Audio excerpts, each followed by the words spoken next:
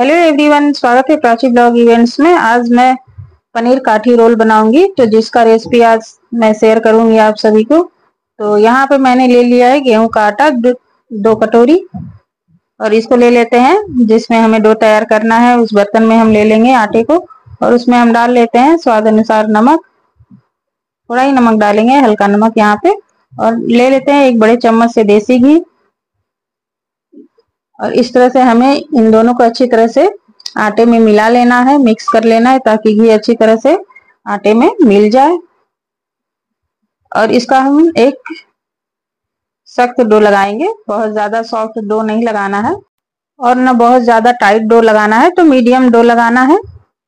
तो जिस तरह से हम पूड़ी के लिए हम डो लगाते हैं ना, तो ठीक उसी तरह से हमें इसका डो लगाना है। और इसे हम ढककर अभी रखते हैं 5 मिनट के लिए। और ले लेते हैं दूसरा गहरा बर्तन, और उसमें हम ले लेंगे आधा कटोरी मैंने दही लिया है, तो दही डाल लेते हैं इसमें। तो दही खट्टी नहीं होनी चाहिए, दही ताजी होनी चाहिए यहाँ पे। और हम डाल लेते हैं इसमें आधा चम्मच हल्दी पाउडर, और डाल लेते हैं धनिया पाउडर 1 चम्मच, थोड़ा सा काली मिर्च है 2 चुटकी, आधा चम्मच गरम मसाला,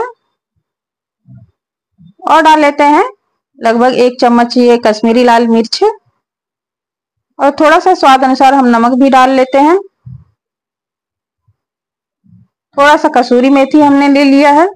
और अब डाल लेते हैं थोड़ी सी, मतलब 1 हरी मिर्च है, और थोड़ा सा चॉप किया हुआ अदरक है, और थोड़ा सा हमने लिया है गाजर। तो इसे मिला लेते हैं। मिलाने के बाद इसमें और भी हम डालेंगे, यानी शिमला मिर्च और प्याज टमाटर भी इसमें हमें मिलाना है। तो जिसके लिए हम यहाँ पे शिमला मिर्च डाल लेते हैं, टमाटर थोड़ा सा हमने डाला है, और थोड़ा सा प्याज भी डाल लेते हैं, यानी 1 प्याज है, 1 टमाटर है, और शिमला मिर्च है।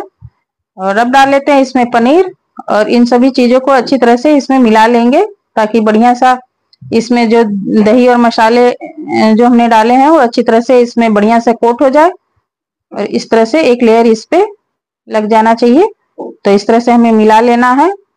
और अब चलते हैं इसे बनाने के लिए। तो हमने गैस ऑन करके पैन रख लिया है, पैन में डाल लेते हैं लगभग 2 चम्मच तेल। तो अपने पसंद का तेल डालिए इसमें, और इसे गर्म करते हैं, चारों तरफ फैला देंगे ताकि जल्दी से तेल गर्म हो जाए। तो इस तरह से तेल गर्म होते ही हम इसमें डाल देते हैं जो हमने मिला के रखा था, और इसे हमें चलाना है, चलाते हुए थोड़ा सा भून लेंगे। बराबर चलाते हुए हमें इसे थोड़ी देर के लिए भून लेना है, यानी 2 मिनट इस तरह से चलाएंगे। चलाने के बाद हम इसे ढक देंगे कुछ मिनट के लिए, यानी 2 मिनट के लिए ढक देते हैं। 2 मिनट के लिए ढक देते हैं। उसके बाद हम 2 मिनट के बाद चेक कर लेते हैं। तो टमाटर और प्याज पानी छोड़ दिया है, आप देख सकते हो कि ये जूसी हो गया है। तो इस तरह से हमें इसे पकाना है, ताकि बढ़िया सा ये भुन जाए अच्छी तरह से, और पानी खत्म हो जाए, जल जाए यानी। तो इस तरह से हमने दोबारा ढक दिया था, और आप देख सकते हो कि अच्छी तरह से पानी सूख चुका है, और ये भून के तैयार हो चुका है। तो गैस को हमने ऑफ कर दिया है, और ये हमारा स्टफिंग तैयार हो चुका है पनीर काठी रोल बनाने के लिए। और इधर हम डो को चेक कर लेते हैं। तो डो को एक बार फिर से हम मैश करके चिकना कर लेंगे। तो इस तरह से हमें चिकना कर लेना है, और ये बिल्कुल सॉफ्ट हो चुका है थोड़ा। तो इसके लोइयां हम बना लेते हैं। जितना हमें इसके लिए पराठे बनाना है, तो लच्छे पराठे हम बनाएंगे।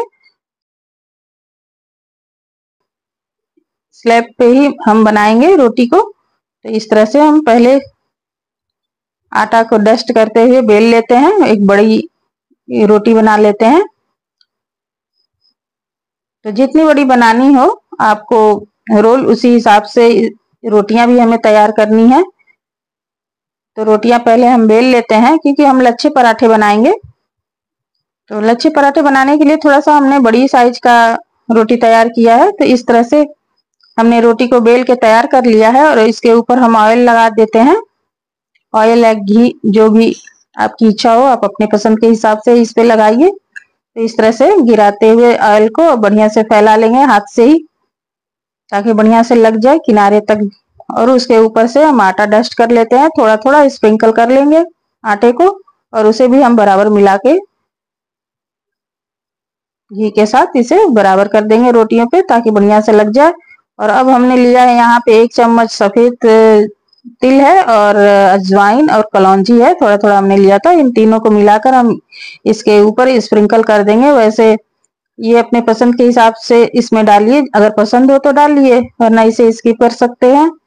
और इस तरह से हम इसे काट लेते हैं, क्योंकि हम लच्छे पराठे तैयार करेंगे। और इस तरह से ये बहुत ही बढ़िया क्रिस्पी बन के तैयार होगा। किनारों से हम इसे मोड़ लेते हैं, मोड़ते हुए हम इकट्ठा कर लेंगे।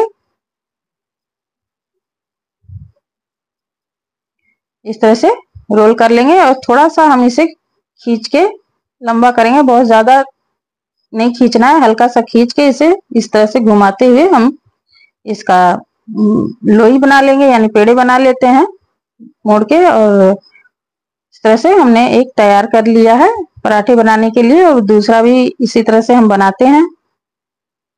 तो आटे को पहले डस्ट करते हुए हमें इसे बेल लेना है, बड़े साइज की रोटी। तो रोटी बहुत ज्यादा पतली भी नहीं करिए और न ज्यादा मोटी रखिए। इस तरह से उसी हिसाब से आप लोइयां लीजिए, जितनी बड़ी आपको लच्छे पराठे बनाने हो।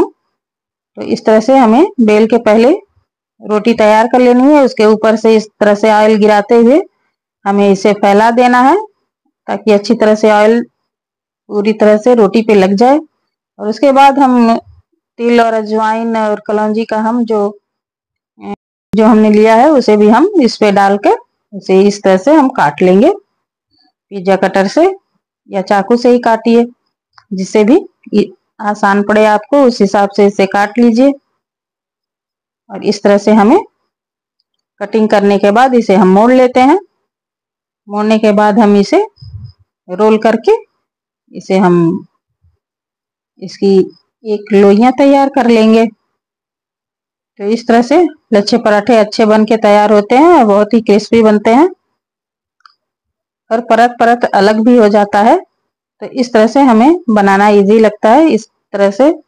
और इसके एक सिरे को इस तरह से घुमाते हुए रोल कर लीजिए, और बाकी किनारे के सिरे को अंदर दबा के इसको हाथ से दबाते हुए अंदर कर देना, ताकि ये खुले नहीं। और इस तरह से हमने 5 लच्छे पराठे बनाने के लिए तैयार कर लिए हैं। और अब इसे हम फिर से बेलेंगे, बेल के थोड़ा बड़ा करेंगे इसे। तो आटा का डस्ट करते हुए हमें इसे बेल लेना है। तो बहुत ज्यादा पतला नहीं बेलना है इसको, थोड़ा सा मोटा ही बेलेंगे। तो बस आप देख सकते हो कितना पतला हमने बेला है, कितना मोटा है। इसी हिसाब से हम सभी को तैयार कर लेते हैं बेल के।